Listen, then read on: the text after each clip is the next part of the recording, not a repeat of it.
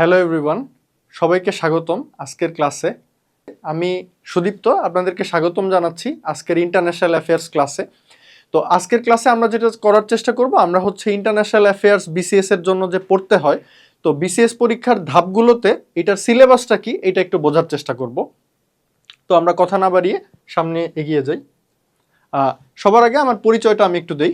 আমি সুদীপ্ত শিকদার, আমি 45তম বিসিএসে প্রশাসন ক্যাডারে সুপারিশপ্রাপ্ত হয়েছি এবং বর্তমানে আমি কর্মরত আছি Bangladesh telecommunications company limited BTCL এ সহকারী ব্যবস্থাপক হিসেবে।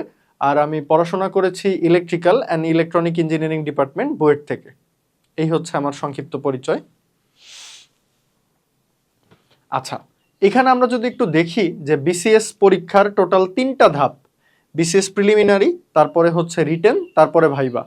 তো এখানে সবচেয়ে গুরুত্বপূর্ণ বিষয় হচ্ছে আমাদের একজন মানুষকে যদি ক্যাডার হতে হয়, তাকে এই 3টা ধাপ অতিক্রম করে তারপরে ক্যাডার হতে হবে। এবং আপনি যদি দেখেন, এটা একটা পিরামিড স্ট্রাকচার আমি এখানে দেখিয়েছি, অর্থাৎ সবচেয়ে বেশি পরীক্ষার্থী থাকে আমাদের প্রিলিমিনারি স্টেজে, তার চেয়ে কম পরীক্ষার্থী যায় হচ্ছে প্রিলিমিনারি পরীক্ষা পাশ করে রিটেন পরীক্ষায়, এবং রিটেন পরীক্ষা পাশ করে তার চেয়েও কম পরীক্ষার্থী যায় হচ্ছে ভাইবা স্টেজে। এবং ভাইবা স্টেজে এই যে শেষে যারা ভাইবা দেয়, তার মাঝখানে সবার শেষে যে পরীক্ষার্থীরা ভাইবা পরীক্ষায় উত্তীর্ণ হয়, তারা হচ্ছে ক্যাডার পদে নিয়োগের জন্য সুপারিশপ্রাপ্ত হয়। তো এই পরীক্ষাতে আমাদের যদি ভালো করতে হয়, মানে বিপুল সংখ্যক পরীক্ষার্থীর মধ্য থেকে, তাহলে আমাদের যে প্রিপারেশনটা নিতে হবে, সেই প্রিপারেশনটা নিতে হবে সিলেবাসের আঙ্গিকে। অর্থাৎ প্রথমে আমাদেরকে জানতে হবে সিলেবাসটা কি, সেই সিলেবাসে কি কি টপিক আছে, এবং সেই টপিকগুলো ধরে ধরে ধরে ধরে আমাদেরকে প্রিপারেশন নিতে হবে। জাস্ট মানে কোনো একটা বাজার থেকে বই কিনে এনে বই ধরে পড়া শুরু করলে হবে না, আমাদেরকে টপিক ধরে ধরে পড়ার একটা প্রচলন সেটা শুরু করতে হবে। তাহলে আমরা যদি একটু দেখি বিসিএস পরীক্ষা সম্পর্কিত কিছু স্ট্যাটিস্টিক্স, যে বিসিএস পরীক্ষা আসলে পরীক্ষার্থী কেমন থাকে। তো এখানে আমি দেখিয়েছি 44 বিসিএস থেকে শুরু করে 50তম বিসিএস পর্যন্ত, 44, 45, 46, 47, তারপরে 50, প্রত্যেকটা বিসিএস এ কতজন করে পরীক্ষার্থী অ্যাপ্লাই করেছিল তার কাউন্টটা। তো এখানে আমি কথা প্রসঙ্গে বলে রাখি, 48 এবং 49 এই দুইটা বিসিএস বাদ দিয়েছি, কারণ এই বিসিএস গুলো হচ্ছে আমাদের স্পেশাল বিসিএস ছিল। 48 বিসিএস এ ডাক্তারদের নিয়োগ হয়েছে এবং 49 বিসিএস শুধুমাত্র বিসিএস শিক্ষা ক্যাডারের জন্য ছিল। তা আমরা হচ্ছে এখানে শুধুমাত্র জেনারেল বিসিএস নিয়ে কথা বলছি। তো এই বিসিএস গুলোতে প্রত্যেকটাতে আপনারা যদি একটু খেয়াল করেন, 3.5 লাখ, 3.5 লাখের কাছাকাছি, 3.5 লাখের একটু কম, 3.5 লাখের বেশি, এবং 50-এ সবচেয়ে কম দেখা যাচ্ছে 2,90,000। তার মানে সোজা বাংলায় যদি আমরা বলি, 3 লাখের আশেপাশে আমরা অ্যাপ্লিকেন্ট প্রত্যেকটা বিসিএস এ দেখতে পাচ্ছি। কিন্তু আপনারা যদি বিসিএস এর সার্কুলারটা খুব ভালো করে পড়েন, আপনারা দেখবেন প্রত্যেকটা বিসিএস এ হচ্ছে 1500 থেকে শুরু করে 2000, এই হচ্ছে থাকে আমাদের জেনারেল এবং টেকনিক্যাল মিলায়ে, সব মিলায় পোস্ট সংখ্যা। সো 3 লাখ বা 3.5 লাখ ক্যান্ডিডেট থেকে এই 1500 বা 2000-এর মধ্যে যাওয়া, এটা খুব একটা সহজ কিছু না। এটা একটা দীর্ঘ পরিশ্রম, অধ্যবসায় এবং একটা দীর্ঘ প্রস্তুতির পরে আপনারা এই স্টেজটাতে পৌঁছাতে পারবেন। তো আমার বক্তব্যের সারমর্ম হচ্ছে, যদি আপনি এই স্টেজে পৌঁছাতে চান, আপনাকে সিলেবাস সম্পর্কে স্বচ্ছ ধারণা নিয়ে, সেভাবে প্রস্তুতি নিয়ে তারপরে আগাতে হবে। তো এই যে একটু আগে যেটা দেখালাম, যে প্রত্যেকটা বিসিএস এ কেমন পরীক্ষার্থীরা পরীক্ষায় বসে, সেটাকে আমি একটা গ্রাফের মাধ্যমে এখানে দেখিয়েছি। এবং আপনারা যে দেখতে পাচ্ছেন যে 3 লাখ এবং 3.5 লাখ এই কাউন্টের মাঝামাঝি প্রত্যেকটা বিসিএস এ পরীক্ষার্থীর সংখ্যা ছিল। আচ্ছা, তাহলে আমরা একটু সবার আগে আন্তর্জাতিক বিষয়াবলী যেহেতু আমরা পড়ছি, আমরা ম্যাপের সাথে একটু পরিচিত হওয়ার দরকার। আমরা একটু খেয়াল করি, এই যে আমাদের প্রিয় মাতৃভূমি বাংলাদেশ, এই বাংলাদেশের সাথে বিশ্বের কোন দেশের কেমন সম্পর্ক, বা বাংলাদেশের স্বার্থ কোন দেশে কিভাবে আবর্তিত হচ্ছে, সেটাই হচ্ছে আমাদের আন্তর্জাতিক বিষয়াবলী এইটা পড়ার মুখ্য উদ্দেশ্য। তো আমরা যদি একটু সহজভাবে চিন্তা করি সিলেবাসের দিকে তাকানোর আগে, যে বাংলাদেশের 3 দিকে হচ্ছে ভারত, তারপরে বাংলাদেশের খুব ঘনিষ্ঠ প্রতিবেশী হচ্ছে নেপাল এবং ভুটান, তারপরে আছে বাংলাদেশের প্রতিবেশী হিসেবে চায়না। সরাসরি আমাদের হয়তো চায়নার সাথে কোনো বর্ডার নেই, কিন্তু তারা এশিয়াতেই আমাদের খুব কাছের প্রতিবেশী। তারপরে এই পাশে ভারতের পার হলে পাকিস্তান, আফগানিস্তান, এই প্রত্যেকটা দেশের সাথে আমাদের কিছু না কিছু সম্পর্ক আছে। সেটা অর্থনৈতিক সম্পর্ক আছে, সামরিক সম্পর্ক আছে, বাণিজ্যিক সম্পর্ক আছে। এই প্রত্যেকটা বিষয় নিয়ে আমাদেরকে একটু পড়াশোনা করতে হবে, আমাদেরকে একটু জানতে হবে। এই হচ্ছে আমাদের আন্তর্জাতিক বিষয়াবলীর এসেন্স বা মূল কথা, যে আমাদের দেশ অন্য দেশের সাথে কিভাবে তাদের সম্পর্কের উন্নতি করছে বা কিভাবে সম্পর্কটা বজায় রাখছে, এবং অন্যান্য দেশ কিভাবে আমাদের দেশের সাথে তাদের সম্পর্কটা রাখছে, সেটাই আমরা এই আন্তর্জাতিক বিষয়াবলী যে পরিধি তার মধ্যে আমরা জানার চেষ্টা করব। আমরা যদি সামনে আগাই, এখানে আমরা দেখতে পাচ্ছি যে আন্তর্জাতিক বিষয়াবলীর যে প্রিলিমিনারি পরীক্ষা হয় সেই পরীক্ষার মানবন্টনটা এখানে আমাদেরকে একটু সিকোয়েন্সিয়ালি চিন্তা করতে হবে। যে আমাদের 200 মার্কের একটা প্রিলিমিনারি পরীক্ষা হয় বিসিএস এ, সেখানে সর্বমোট 25 মার্ক থাকে হচ্ছে আন্তর্জাতিক বিষয়াবলীতে। কিছুদিন আগ পর্যন্ত এই নাম্বারটা ছিল 20, কিন্তু এখন পিএসসি এটাকে করে দিয়েছে 25। এখানে আমরা দেখতে পাচ্ছি টোটাল 5টা টপিক আছে। সো প্রত্যেকটা টপিকে আমাদের মান বন্টন হচ্ছে 5। তাহলে আমরা যদি একটু খেয়াল করি টপিকগুলা কি কি, তাহলে প্রথমে আসতেছে বৈশ্বিক ইতিহাস, আঞ্চলিক ও আন্তর্জাতিক ব্যবস্থা, ভূ রাজনীতি। এটা কি বোঝানো হচ্ছে, যে ধরেন আমরা যদি বাংলাদেশের কথাই বলি, বাংলাদেশে একটা স্বাধীন সার্বভৌম দেশ, এই দেশের গোড়াপত্তন কিভাবে হয়েছে সেটা অন্য একটা দেশের কাছে কিন্তু বৈশ্বিক ইতিহাস। তাহলে আমরা যেহেতু বাংলাদেশী নাগরিক, আমাদের কাছে বৈশ্বিক ইতিহাসটা কি, যে এই পৃথিবীর বর্তমান অর্থনৈতিক ব্যবস্থা যেটা আমরা বর্তমানে দেখতে পাই সেটা কিভাবে আসলো, এই পৃথিবীতে যে বড় বড় যুদ্ধগুলো হয়েছে, প্রথম বিশ্বযুদ্ধ, দ্বিতীয় বিশ্বযুদ্ধ, সেগুলা কি কারণে হয়েছে বা কি প্রেক্ষাপটে হয়েছে, বা এই যুদ্ধগুলো হওয়ার পরবর্তীতে পরিস্থিতিটা কি, সেগুলো হচ্ছে আমাদের এই বৈশ্বিক ইতিহাস, আঞ্চলিক ও আন্তর্জাতিক ব্যবস্থা, এইগুলোর মধ্যে অন্তর্গত। এবং এইখানে একটা খুবই গুরুত্বপূর্ণ টার্ম আছে, ভূ রাজনীতি। এটা কি, আমরা ভূ রাজনীতি কথাটার সাথে পরিচিত, বা এটার ইংরেজি যে জিও পলিটিক্স, সেই শব্দটার সাথে আমরা খুবই পরিচিত। অর্থাৎ একটা দেশ তার ভৌগোলিক অবস্থানের কারণে বিশ্ব রাজনীতিতে তার যে পদক্ষেপ বা তার যে অবস্থান, সেই বিষয়গুলো আমরা আলোচনা করি হচ্ছে এই ভূ রাজনীতির মধ্যে। তো এই পার্টটা থেকে আমাদের 5টা বহু নির্বাচনী প্রশ্ন আসবে, সেগুলোকে উত্তর করতে হবে। তারপরে দ্বিতীয়টা যদি আমরা দেখি, আন্তর্জাতিক নিরাপত্তা এবং আন্তঃরাষ্ট্রীয় ক্ষমতা সম্পর্ক। তো এখানে কি বোঝানো হচ্ছে, যে প্রত্যেকটা দেশ তার নিজের নিরাপত্তার জন্য আমরা দেখতে পাই যে একটা তাদের সামরিক বাহিনী থাকে, সেই সামরিক বাহিনীগুলোর মধ্যে একটা সম্পর্ক থাকে, বা প্রত্যেকটা দেশের একটা দেশের সাথে আরেকটা দেশের উপর প্রভাব বিস্তার করার ক্ষেত্রে একটা নিরাপত্তার বিষয় থাকে। এই ব্যাপারগুলাই হচ্ছে আমাদের চলে আসবে আন্তর্জাতিক নিরাপত্তা এবং আন্তঃরাষ্ট্রীয় ক্ষমতা সম্পর্ক এই টপিকের মধ্যে। এখান থেকে আমাদের উত্তর করতে হবে 5 মার্ক। আমি একটা উদাহরণ দিই, যেমন আপনারা সবাই শুনেছেন যে ন্যাটো জোট নামে একটা জোট আছে। এই জোট হচ্ছে ইউরোপে এবং নর্থ আমেরিকাতে তারা নিরাপত্তা প্রোভাইড করে। আচ্ছা, তারপরে বিশ্বের সাম্প্রতিক এবং চলমান ঘটনা প্রবাহ। প্রতিদিনই বিশ্বে বহু ঘটনা ঘটছে, বিশ্বে বিভিন্ন যুদ্ধ বিগ্রহ হচ্ছে, বিশ্বের বিভিন্ন দেশ এক দেশ আরেক দেশের সাথে বাণিজ্য করছে, বা বিশ্বের বিভিন্ন দেশের যে রাষ্ট্রপ্রধানরা আছে তারা বিভিন্ন মন্তব্য করছে। তো এই বিষয়গুলো চলে আসবে আমাদের এই 3 নাম্বার টপিকে, সাম্প্রতিক এবং চলমান ঘটনা প্রবাহ এটার মধ্যে। তো এরপরে আসতেছে কি, আন্তর্জাতিক পরিবেশগত ইস্যু এবং কূটনীতি।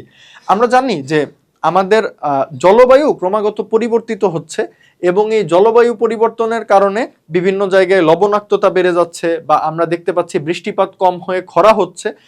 এই ব্যাপারগুলার কে নিয়ে চিন্তা করে আন্তর্জাতিক যে নেতৃত্ব আছে, অর্থাৎ বিভিন্ন দেশের রাষ্ট্রপ্রধানরা, তারা এই ব্যাপারগুলা নিয়ে উদ্বেগ জানায় প্রতিনিয়ত, এবং সেই উদ্বেগ থেকে বিভিন্ন তারা চুক্তি করে যে কি করলে আমাদের এই পৃথিবীর জলবায়ু পরিবর্তন থেকে যে সমস্যাগুলো হচ্ছে সেগুলো থেকে আমরা উত্তরণ লাভ করতে পারবো। তো এই পুরো বিষয়টা হচ্ছে আমাদের আন্তর্জাতিক ইস্যু এবং কূটনীতি এই টপিকের মধ্যে অন্তর্ভুক্ত। এবং সর্বশেষে আমরা দেখতে পাচ্ছি আন্তর্জাতিক সংগঠন এবং বৈশ্বিক অর্থনৈতিক প্রতিষ্ঠান। যেমন আমরা যদি বলি যে আমাদের প্রতি বছর বাংলাদেশ থেকে আমরা ইউনাইটেড নেশনস বা জাতিসংঘের যে সাধারণ পরিষদের অধিবেশন সেখানে অংশগ্রহণ করি, সেখানে পুরা পৃথিবীতে যে সমস্যা বা যে ইস্যুগুলো আছে সেগুলো নিয়ে আলোচনা হয়। তো এই যে আন্তর্জাতিক সংগঠন সেটা, এবং যে বৈশ্বিক অর্থনৈতিক প্রতিষ্ঠান যেমন ওয়ার্ল্ড ব্যাংক, আইএমএফ, এইগুলা হচ্ছে আবার আমাদের এখানকার আলোচ্য বস্তু, এবং এখানেও আমাদের বহু নির্বাচনী প্রশ্ন আসবে টোটাল 5টা। তো আমাদের সোজা বাংলায় যদি বলি প্রিলিমিনারি যে সিলেবাস সেখানে 5টা টপিক আছে, প্রত্যেকটা টপিক থেকে 5টা প্রশ্ন, 5 × 5, সুতরাং আমাদের টোটাল নাম্বার হচ্ছে 25। এই হলো আমাদের প্রিলিমিনারি পরীক্ষার মানবন্টন। তাহলে আমরা প্রিলিমিনারি পরীক্ষায় যখন উত্তীর্ণ হব তখন আমাদেরকে 200 মার্কের একটা লিখিত পরীক্ষা দিতে হবে আন্তর্জাতিক বিষয়াবলীর উপরে। তো আমরা এখন ওইটার সিলেবাসটা একটু দেখার চেষ্টা করি। সরি, আমি একটু ভুল বলেছি, 200 মার্ক না, 100 মার্কের একটা লিখিত পরীক্ষা দিতে হবে। তো সেই 100 মার্কের লিখিত পরীক্ষার আবার মানবন্টনটা আমরা এখানে দেখতে পাচ্ছি। এখানে আমাদের 40 মার্কের 10টা প্রশ্নের উত্তর দিতে হবে, মানে 4 মার্কের 10টা প্রশ্নের উত্তর দিতে হবে। মোট এখানে মার্ক হচ্ছে 40। ছোট ছোট প্রশ্ন, এই প্রশ্নগুলো হচ্ছে আমরা বলছি শর্ট কনসেপচুয়াল নোট।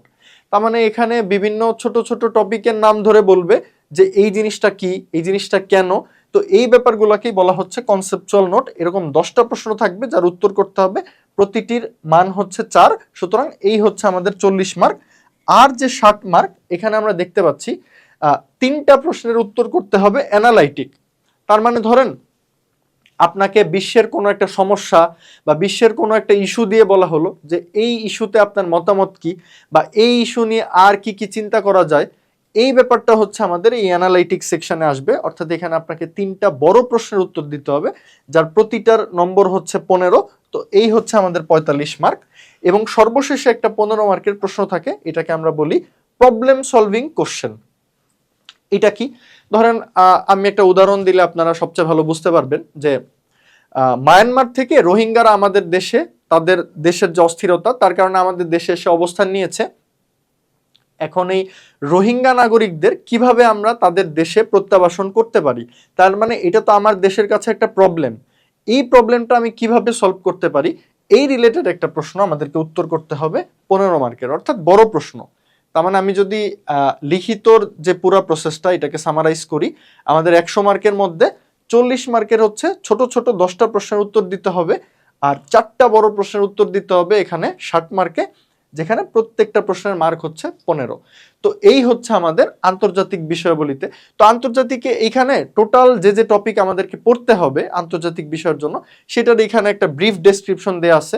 এই জিনিসটা আমি পিএসসির সিলেবাস থেকে নিয়েছি। এখানে যেমন power, balance of power, realism, liberalism, neo liberalism, এই ব্যাপারগুলো হচ্ছে আমাদের এই যে কনসেপচুয়াল বিষয়ের জন্য পড়তে হবে। তো এই ব্যাপারগুলো আমরা পরবর্তী স্লাইডে আরেকটু বিস্তারিতভাবে দেখানোর চেষ্টা করেছি। যেমন আপনি যদি দেখেন যে কনসেপচুয়াল ইস্যুর জন্য কি কি পড়তে হবে, এইটা পিএসসি একদম মানে প্রত্যেকটা টপিক ধরে ধরে আলাদা করে বলে দিয়েছে। সুতরাং আপনারা, আমি বলবো যে বাজার থেকে বই কিনে সাথে সাথে পড়া শুরু না করে আগে সিলেবাসটা একটু দেখেন, বোঝার চেষ্টা করেন যে কোন টপিকের ভিতর কি আছে, তারপরে বইটা হাতে নিলে আপনিই বুঝতে পারবেন যে আপনাকে কি পড়তে হবে এবং কি বাদ দিতে হবে।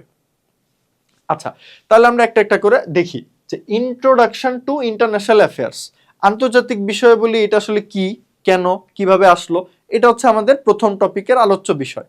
তারপরে দ্বিতীয় টপিকে হচ্ছে কি অ্যাক্টরস ইন দ্য ওয়ার্ল্ড, যে এই পৃথিবীতে যে বিভিন্ন ঘটনা ঘটে সব ঘটনাগুলা কারা ঘটায়, অর্থাৎ বিশ্বের যে নেতৃবৃন্দ আছে, রাষ্ট্রপ্রধানরা আছে, তাদেরকে আমরা বলছি হচ্ছে স্টেট অ্যাক্টর।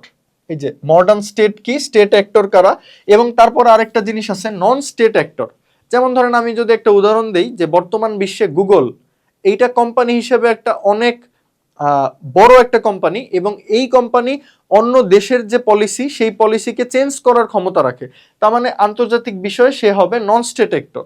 তারপরে ইন্টারন্যাশনাল যে বিভিন্ন ইনস্টিটিউশন আছে এবং স্টেট এবং নন স্টেট অ্যাক্টরগুলোর মাঝখানে যে সম্পর্ক, সেটাও আমাদের এখানে আলোচ্য সূচির মধ্যে থাকবে, অ্যাক্টরস ইন দ্য ওয়ার্ল্ড।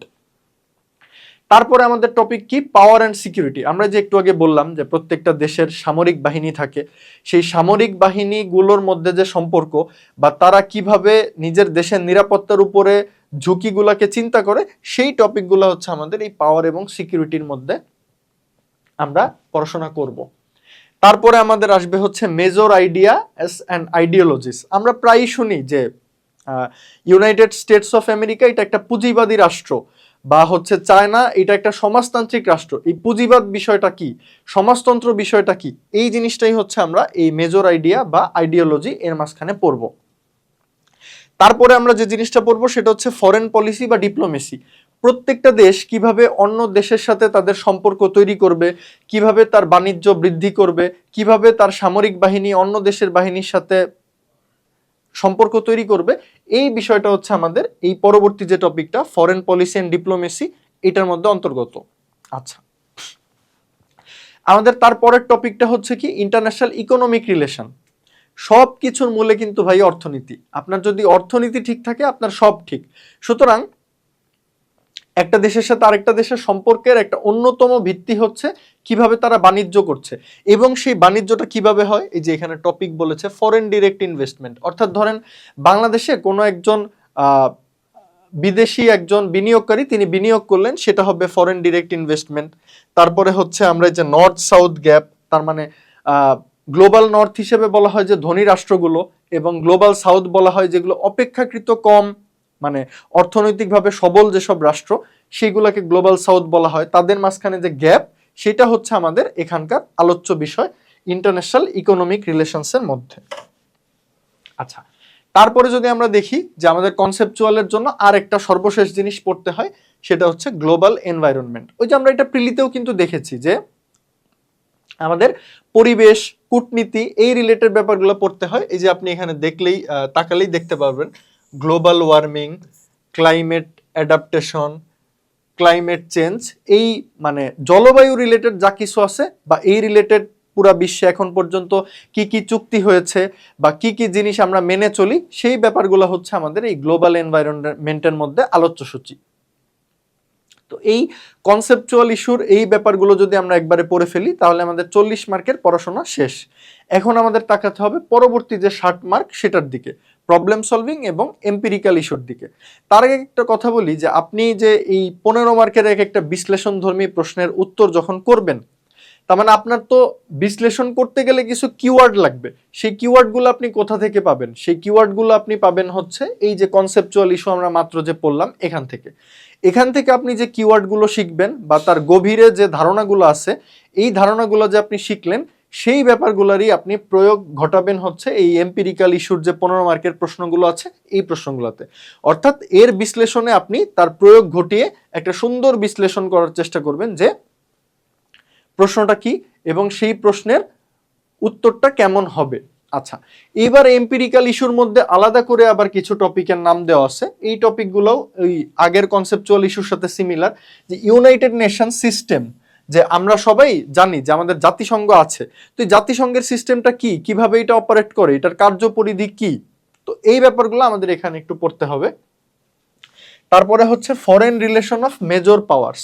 আমরা জানি পুরা পৃথিবীতে কিছু বড় বড় দেশ আছে বা কিছু শক্তিশালী দেশ আছে যারা পুরা পৃথিবীতে যে বিভিন্ন পলিসি বিভিন্ন রাষ্ট্র নেয়, সেই পলিসিগুলোর উপরে তাদের একটা গুরুত্বপূর্ণ ভূমিকা থাকে। তার মানে আমাদের তাদের সম্পর্কে একটু ডিটেইলে স্টাডি করতে হবে। USA, Russia, UK, Germany, India, China, Japan, এগুলো। তার মানে বাংলাদেশের সাথে এদের প্রত্যেকের সম্পর্ক কেমন সেটা আমরা একটু পড়াশোনা করার চেষ্টা করব। আবার এদের নিজেদের মাঝখানে সম্পর্ক কেমন সেটাও আমাদের একটু পড়াশোনা করতে হবে। আচ্ছা, তারপরের টপিকটা কি? তারপরের টপিকটা হচ্ছে গ্লোবাল ইনিশিয়েটিভস অ্যান্ড ইনস্টিটিউশনস। আমাদের বিভিন্ন যে গ্লোবাল অর্থনৈতিক সংগঠন আছে, আমরা একটু আগেও যে জিনিসগুলো বললাম, ওয়ার্ল্ড ব্যাংক, আইএমএফ, এই যে ওয়ার্ল্ড ব্যাংক, আইএমএফ, এডিবি, এই ইনস্টিটিউশনগুলো সম্পর্কে আমাদের জানতে হবে। এগুলো হচ্ছে অর্থনৈতিক ইনস্টিটিউশন। আবার একইভাবে আমাদের আছে হচ্ছে G77, G8, বিভিন্ন দেশের কিছু সংগঠন থাকে। এই সংগঠনগুলোর কাজ হচ্ছে যে বিভিন্ন দেশের মাঝখানে যে অভিন্ন স্বার্থ, সেই স্বার্থগুলো উদ্ধার করা। তারপরে আমাদের আছে হচ্ছে major issues and conflicts in the world. এই যে the Palestine problem, Arab spring, পুরো পৃথিবীতে ঐতিহাসিকভাবে কিছু সমস্যা আছে। যেমন আমরা প্রায় ইসরায়েল এবং ফিলিস্তিন সম্পর্কে দেখি মিডিয়াতে, এবং তাদের ওখানে বিভিন্ন ঘটনা হয়। এই ঘটনাগুলোর সূত্রপাত কোথা থেকে, বা এই ঘটনাগুলোর মূলে আসলে কি ছিল, কোথা থেকে এগুলো এসেছে, তো এই ব্যাপারগুলা বা এই ইতিহাসগুলো আমাদের এখানে একটু পড়তে হবে। এবং মজার ব্যাপার হচ্ছে এর অনেক কিছুই কিন্তু আমরা প্রিলিমিনারিতে পড়ে এসেছি, সেই ব্যাপারগুলোকে আমাদের এখানে আরেকটু বিস্তারিতভাবে পড়তে হবে আন্তর্জাতিক বিষয়াবলীর যে রিটেন পরীক্ষা তার জন্য। এবং সর্বশেষে পলিটিক্স ইন সাউথ এশিয়া, আমরা কিন্তু দক্ষিণ এশিয়ার একটা দেশ, সো আমাদের পুরা বিশ্বের সবকিছু তো জানতেই হবে, কিন্তু একই সাথে আমরা যেহেতু দক্ষিণ এশিয়ার একটা দেশ, এখানে অন্যান্য দেশের সাথে বাংলাদেশের সম্পর্কটা কেমন এটা আমাদের কাছে সবচেয়ে বেশি গুরুত্বপূর্ণ। এবং দক্ষিণ এশিয়ার বাংলাদেশ ব্যতীত অন্য যে রাষ্ট্রগুলো আছে তাদের নিজেদের মধ্যে সম্পর্ক কেমন সেটাও আমাদেরকে খুব গুরুত্বের সাথে পড়াশোনা করতে হবে। আচ্ছা, তো সর্বশেষ হচ্ছে বাংলাদেশ ইন ইন্টারন্যাশনাল অ্যাফেয়ার্স। তো আমরা জানি যে 1971 সালে আমরা স্বাধীন হয়েছি, এরপরে স্বাধীনতার 50 বছর পেরিয়ে গেছে। তো এই 50 বছরে বাংলাদেশ রাষ্ট্র হিসেবে কি কি অর্জন করেছে, কোন দেশের সাথে কি চুক্তি করেছে, বা আন্তর্জাতিক বিভিন্ন যে সংস্থা আছে সেখানে বাংলাদেশের অর্জনটা কি, এই ব্যাপারগুলো আমাদেরকে একটু পড়াশোনা করতে হবে বাংলাদেশ ইন ইন্টারন্যাশনাল অ্যাফেয়ার্স এই টপিকের আন্ডারে। এবং সর্বশেষে আছে প্রবলেম সলভিং, যেটা আমি আগেও বলেছি যে এই টপিকের মধ্যে আপনার কাছে একটা প্রবলেম প্রেজেন্ট করা হবে এবং এই প্রবলেমটাকে আপনি আগে বিশ্লেষণ করবেন যে এই প্রবলেমটার প্রেক্ষাপটটা কি, এই প্রবলেমটা কিভাবে এসেছে এবং এই প্রবলেমটা ধাপে ধাপে কিভাবে সমাধানের দিকে এগিয়ে যাওয়া যায় সেই ব্যাপারে আপনি কিছু সুপারিশ করবেন। এই হচ্ছে আমাদের এই সর্বশেষ যে ধাপটা আছে এই ধাপের আলোচ্যসূচি। তো আমি আশা করি আমাদের আজকের এই সিলেবাস ডিসকাশনের এই ক্লাসটা আপনারা খুব আগ্রহের সাথে করেছেন এবং পরবর্তী ক্লাসগুলোতে আমি আশা রাখি আপনাদের এই প্রত্যেকটা টপিক আরো বিস্তারিতভাবে আপনাদের সাথে আমি আলোচনা করব। ধন্যবাদ সবাইকে।